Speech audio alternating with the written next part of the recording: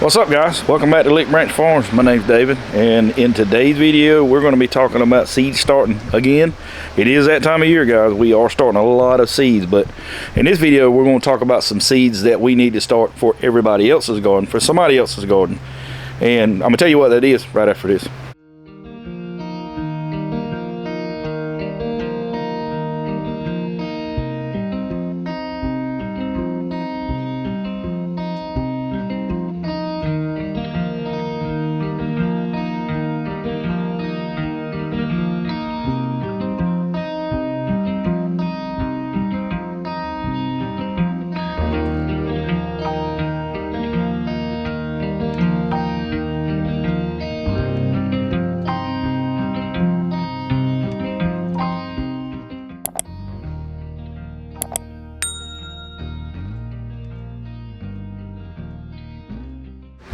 Welcome back, guys.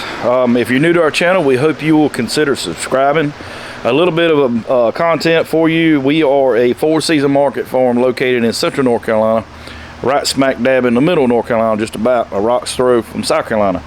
Now, we grow vegetables 365 days a year, and we grow beautiful stuff like this Swiss chard, yellow beets, cabbage. All of this stuff here is kind of cool season stuff we're getting ready to put out. We dabble with tomatoes, cucumbers, and this year we will be stepping out into the hydroponic side of it. Hydroponic tomatoes, hydroponic cucumbers. All of this stuff here is young and just now got transferred into the blocks. This stuff is ready to go on grow slabs, and we will start that here in just a week or two. But in today's video, I want to talk to you a little bit about everyone else's garden. We are starting seeds for sales at farmers markets. We sell plants, tomato plants, cucumbers, squash, zucchini, and all that good stuff. Tomatoes being one of the biggest ones. So what I have here are some seeds for tomatoes that we are starting early to get them up to some size, so we can sell them throughout the season. Now, we shoot to end plant sales by Mother's Day weekend. That's a big sales date for us, but after that it dramatically drops. I mean, it drops like a rock.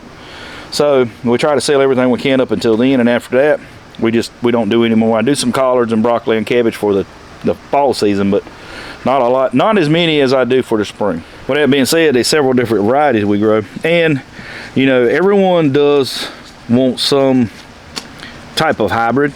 Better Boys, Rutgers, Big B's, Big B Plus, those are popular, and I've got a little bit of everything here, but some of the ones that we grow and we get the most demand for are heirlooms. Now, I only go 3 different kinds of heirlooms, and I grow German Johnson, I grow Black Cream, and I grow Cherokee Purple. Now, Cherokee Purple does okay for us. I mean, we haven't been really successful with it like we have other heirlooms. Now, we do grow them and we do sell them, but I just haven't been able to be as successful with them as I have some of the other varieties, like the German Johnsons and the Black Creams. But if I could only grow one heirloom type, it would be the German Johnson. That seems like to be one of the most sought after tomatoes that there is during tomato season, and for good reason, man. It's a delicious tomato. We eat them all the time. But a close second, and one that I have been threatened with bodily harm if I didn't grow, was a Black Cream. And if you've never eaten that tomato, it has a absolutely fantastic, acidic, almost smoky flavor to it. It's very, very good. It took us a couple years to get our customers to kind of relate to it, to kind of warm up to it. But once they did, I mean, we can't go a year without growing them. I mean, and it gets difficult for us when the heat sets in and the humidity sets in, because it's really not a heat set variety. We can grow them really good in the spring, in the cooler parts of the year, not cold, but cooler parts of the year. But by early to mid-June, July, when the short enough heat, the 90s to 95 degrees, and the humidity sets in, they're pretty much done for, and you can't grow them again until fall. So we're going to get a jump on them. We're going to plant some, maybe not today, but I've got these varieties here that we're going to start today. Actually, the Better Boys, me and Jace got out here a while ago and started a couple trays of those, and I got another pack of Rutgers, Black Cream, Cherokee Purple, German Johnson, Super Sweet 100s, which has a cherry tomato, but it's a sought after tomato. Everybody likes them. Big B Plus, Big Beef, and then another pack of Big B Plus. Those are pretty popular also. So really quick before it gets dark on me here, here's what I got. I got some 288 cell trays. That's what this is here. And the goal here is just to get the plant to germinate. We just want it to germinate. We want it to get up to true leaf status. And what we do is we'll transplant it out of this and we'll go into something bigger. We may go into a 48 cell, we may go into a 50 cell or a 4-pack, 6-pack, whatever. But this is just for germination purposes, and you can start a lot of these seeds at one time, and then later on, like I said, down the road, you can transplant it into something else. So we can take these 288 plants, let's say every one of these germinated, we can take these plants, transplant them into a 48 cell tray, which will have 4 plants per tray or per pack. And I'm gonna show you one here. I got some broccoli in, kind of give you an idea what I'm speaking about.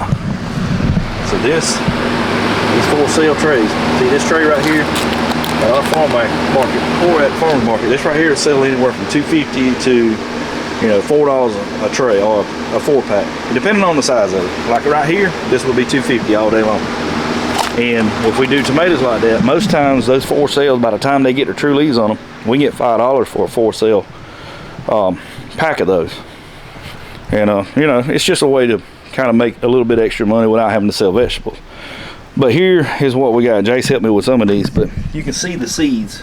I hope you can see them in the cells. And there's no really secret to starting these seeds. You fill the tray up, and we'll go through the process. Fill it up with soil. Take this, pack it down. I'm gonna wet it down real thoroughly, and then I'm gonna put the seeds in it. And then what we're gonna do now is go over with vermiculite. That right here. And see, this stuff is real light and fluffy, to where that seed, once it germinates, it will have no trouble pushing up through that. Now you can bury them too deep and put too much soil on top of them, and they'll have trouble getting out, and they run out of energy before they completely sprout. But with vermiculite, and I found it's a lot lighter. It's easier for the seed to push through that, and you get better germination with it, in my opinion. Some people use perlite, and I do use perlite also in certain applications, but perlite, vermiculite is about the same. Vermiculite being the smaller of the two, perlite is going to be, and I don't have any in here, I don't think. The white stuff you see right here, that's perlite. You see how big that is versus this real fine stuff. So yeah, that's really all we got going on. These trays right here is $2.88 a piece, so we got over 500 plants just in this planting. I'm gonna put these guys up on the germination rack in here. Go ahead and get them started, and tomorrow I'll get in these other trays and probably get 2 or 3 more of them started. I'd like to have 1,000 plants going into kind of spring, what I call spring. But I got friends of mine that called me and they'll put an order in, look, I need a whole flat of better boys, or I need a whole flat of black creams or whatever, and I'll go ahead and plant them and get them started for them. And I mean, that's pretty much what I do every spring. And on top of me getting my plants ready, like you see here, and this is a drop in the bucket compared to what's coming. I got plants everywhere inside the barn in there, but I didn't want to get too happy because all of this has got to come out of here and go in this other tunnel so we can get our tomatoes put on the grow slabs in here in about a week. So we got a lot of stuff that's fixing to hit the ground. This kohlrabi here, I started it for hydroponics, but I don't know that I'm going to use that. I may move it out into the earth garden. It depends on the weather here in a couple of weeks. So yeah, I mean, other ways to make money on the farm, plant sales. We do it every year. During the spring of the year is the best time because everybody's eager to get out in the garden. They're ready to jump out there, get their hands dirty, get in the dirt. And it's a good time to sell a lot of plants. And it makes you feel good knowing that people are going to get out there and do the same thing you're doing, just on a little smaller scale. The tomatoes that I got that I'm going to sell tomatoes off of, you can see these guys here, they're 2 feet tall. These plants were started back in December, and they are just about ready.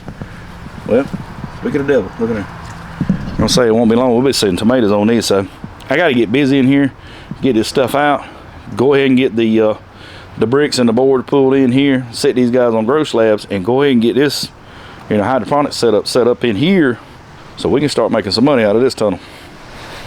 All right guys, so I'm getting ready to get off here. It's about to get dark. I got to get these things in the germination chamber. But yeah, if you're going to start seeds, you're going to start tomato seeds specifically, you want to keep the germination temperature around 75 to 80 degrees, and watch them really close. I mean, make sure they stay moist. Put them on some type of heat mat or something like that, and go ahead and get them to sprout, move them off the heat mat, move them over to, you know, a source of heat, not extremely hot, but you want to keep them 65, 70 degrees once they have come out of your vermiculite. And once they do that, just make sure they stay watered and watch them. And once they get the true leaves on them, start hitting them with a little bit of fertilizer. You'll see these things pop. And if you want to see a recipe to make them triple in size overnight, just about, go back and watch this video. I'm gonna put a link to it up here, and that'll tell you everything about growing tomatoes, and you'll see the process that we use when we up pot everything. All right, guys, I'm gonna get off here and get these things in the germination chamber. But if you're new to our channel, we hope you'll consider subscribing. Reach over here in this right hand corner and click that subscribe button. And if you like this kind of content, reach down there and click that like button. As always, guys, we appreciate you stopping by. We thank you for watching, and we'll see you on the next one.